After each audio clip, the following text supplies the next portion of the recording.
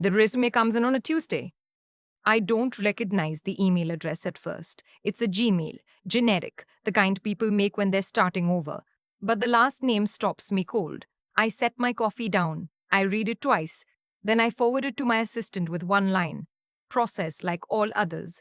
Do not flag my name.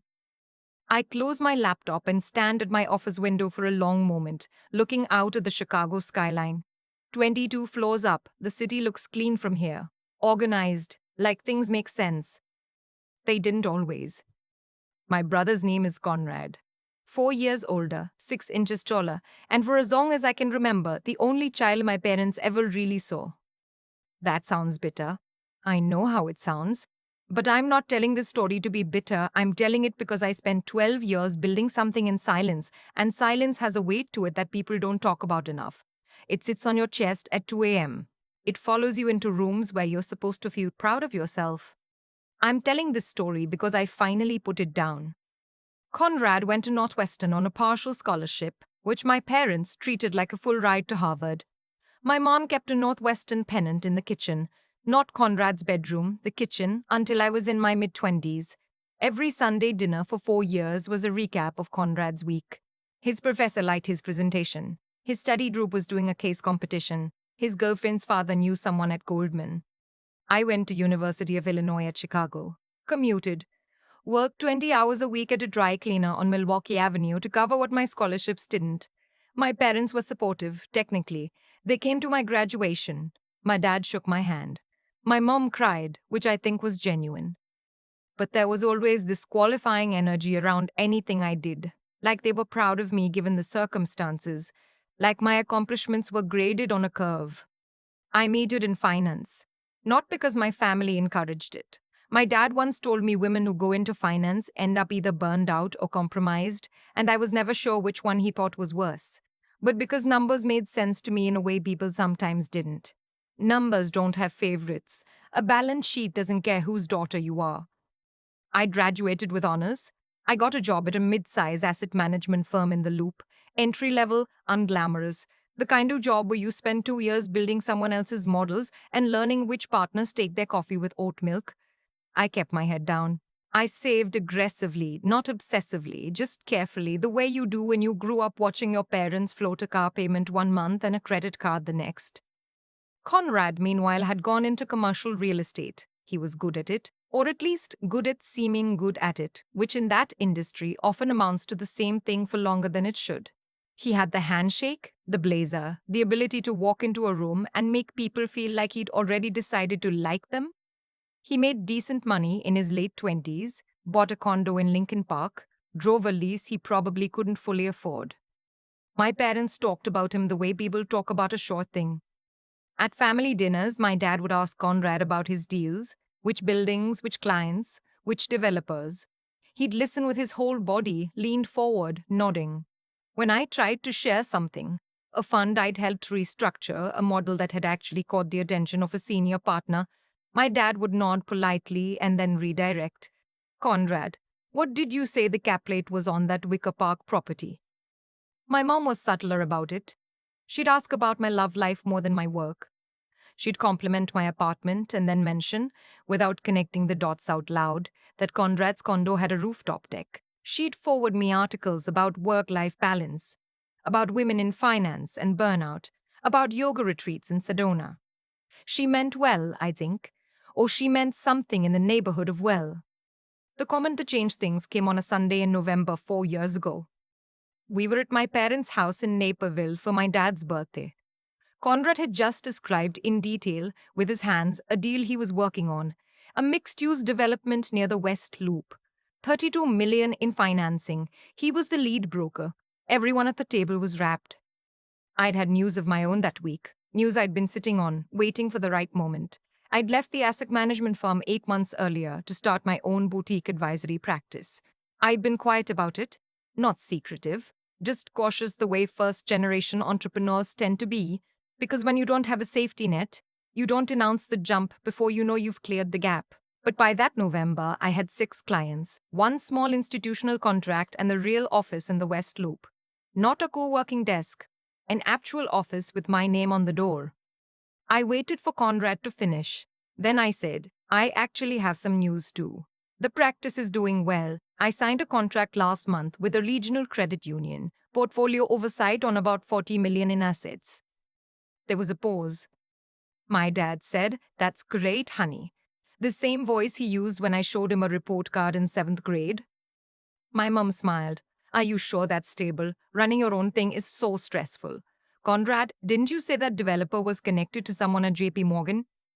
And Conrad looked at me across the table with this expression I can only describe as patient condescension, like I was a kid who just showed him a drawing, and he said, 40 million is a good start for a boutique operation.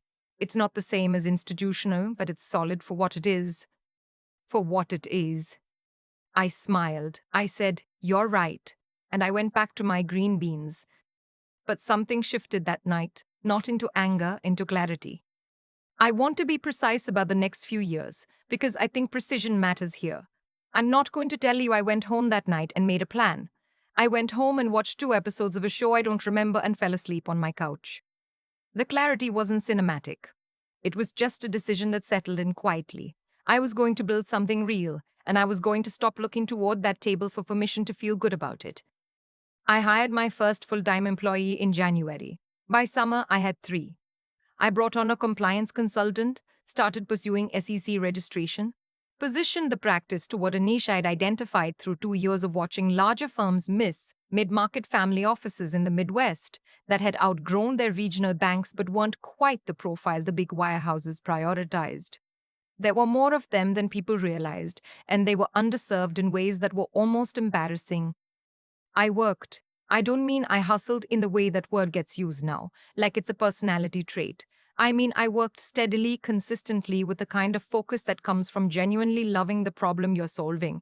I liked my clients. I liked the complexity. I liked that I had built the thing, so when something went wrong, I understood exactly where to go to fix it. My family knew I had the practice. We talked around it the way you talk around something you've decided isn't important. My mom asked occasionally if I was eating enough. My dad forwarded me Conrad's LinkedIn posts sometimes without comment, which I think was his version of sharing news. Conrad himself called maybe 4 times a year, holidays, my birthday, once when he needed advice on rebalancing an IRA and apparently didn't want to pay a financial advisor. I helped him with the IRA. I didn't charge him. What I didn't tell any of them was what the practice had become by year 3. I didn't tell them about the institutional client that came in through a referral and changed our revenue profile entirely. I didn't tell them when we crossed AUM thresholds that would have meant something to my father if he'd known to ask about them. I didn't tell them when I bought the apartment in River North. Not a condo, a full floor in a building with a doorman and a view that on clear days goes all the way to the lake. I wasn't hiding it. I was just done asking them to celebrate it. Conrad's deal fell apart in March. I found out through my mum, who found out through Conrad, who had apparently downplayed it significantly before she called me.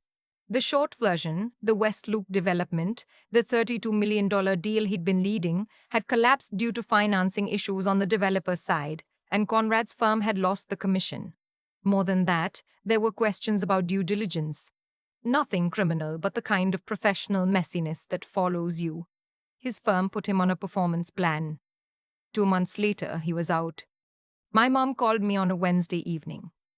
Conrad is going through something hard, she said, which is how she begins conversations that are actually about something else. The market has been difficult. I know, I said. He's been sending out applications. He might be looking at pivoting a little. Okay. He mentioned, she paused. He's always admired what you've built, you know. I didn't say anything, because I didn't believe that, and saying I know to things I don't believe has always felt like a small betrayal of myself. He might reach out, she said. About opportunities, I hope you'll be generous with him. I'm always fair, I said. After we hung up, I sat with it for a while. The version of me from 4 years ago, the one at that dinner table with the green beans, would have felt something complicated. Guilty, probably. Maybe a little vindicated, which would have made me feel more guilty. Would have rehearsed conversations, braced for the ask, tried to figure out how to be generous without being a doormat. But I'd done a lot of work on myself in those 4 years. Therapy, real therapy, the kind where you cry unexpectedly in the fourth session and spend the next 3 weeks slightly undone, and then slowly, more solid than before. I understood by now that the dynamic in my family wasn't anyone's malice, it was just a pattern no one had ever examined. My parents loved Conrad in a way that was loud and legible because he fit the shape they recognized as success. They loved me in a quieter way that I had mostly stopped needing to translate. Understanding it didn't mean I'd forgotten it. When the resume came in that Tuesday, the Gmail, the last name, I hadn't heard directly from Conrad in 4 months. He didn't call. He didn't text. He sent a resume to my company's general inquiry address like a stranger, because I think some part of him thought that would be easier, that I might process it without it becoming a conversation. I forwarded it to my assistant. I asked her to schedule him for a standard first round interview, phone screen with our operations manager, same as everyone else. Then I called my mom back. Conrad applied for a position with us, I said. I want you to know I'm aware of it and I'm handling it the way I'd handle any application. Fairly. If he's the right fit, great. If not, I'll make sure he's treated well and gets useful feedback. My mom was quiet for a moment. Then, oh, another pause. He didn't tell me he was applying to your firm specifically. That's okay. I just wanted you to hear it from me. She said, that's very mature of you. I almost laughed. Instead, I said, I learned it somewhere and left it there. The interview process took 3 weeks. I stayed out of it entirely until the second round. That was intentional. I needed our team's unfiltered read, and I also needed Conrad to experience what it felt like to want something I held, not out of cruelty, out of a kind of interest I couldn't fully name yet. Our operations manager, Bethany, sent me her notes after the phone screen. Conrad had been charming, she said. Clearly experienced in commercial real estate adjacent relationships, good with clients, some knowledge gaps in the analytical side, but nothing a training curve couldn't address. She recommended moving him to the in-person round. I cleared my schedule for the second round interview date. My assistant knew I'd be in back-to-back meetings all morning. I was genuinely, but I arranged to be walking through the main floor to grab coffee at exactly 10:15, which was when Conrad's in-person was scheduled to begin in the small conference room. I didn't orchestrate it. I just didn't avoid it. He saw me through the glass first. I watched his face go through about 4 things in 2 seconds. Surprise, recalibration, something that might have been relief, and then something that might have been the opposite. I opened the conference room door. Hey, I said. Easy, natural, like we'd run into each other at a family thing. Hey, he stirred.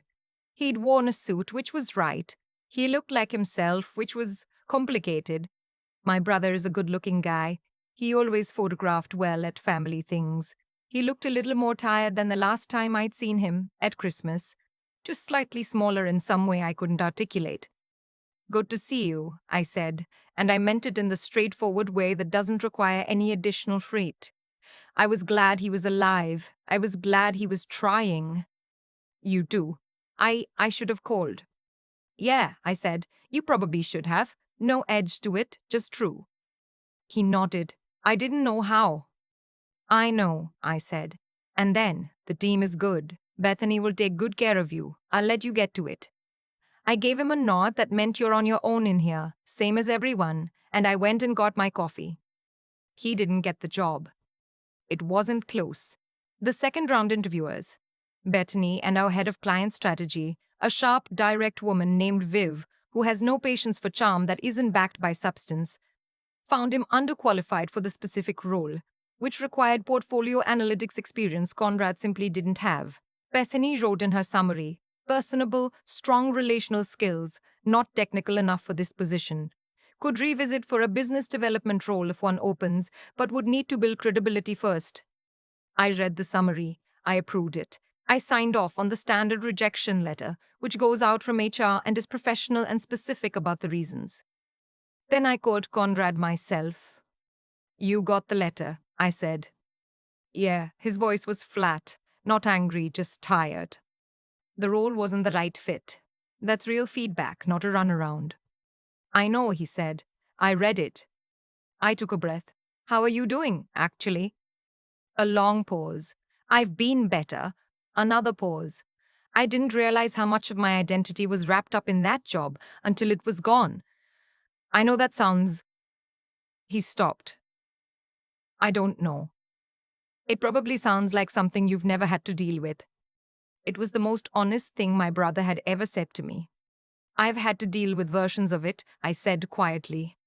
We talked for 40 minutes, not about the job, about our parents, a little, about the way he'd been raised to think success was a straight line, and what happens when the line bends. He didn't apologize. Not explicitly for any of the Sunday dinners, for what it is, for the years of condescension folded into ordinary conversation. But he said, toward the end, I think I didn't take you seriously for a long time. I think I didn't know how to. I know, I said. That was wrong. Yeah, I said, it was.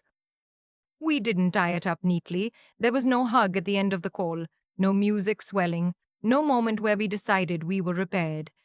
But something had been said that hadn't been said before, and that counts. I've learned that it counts even when it isn't everything.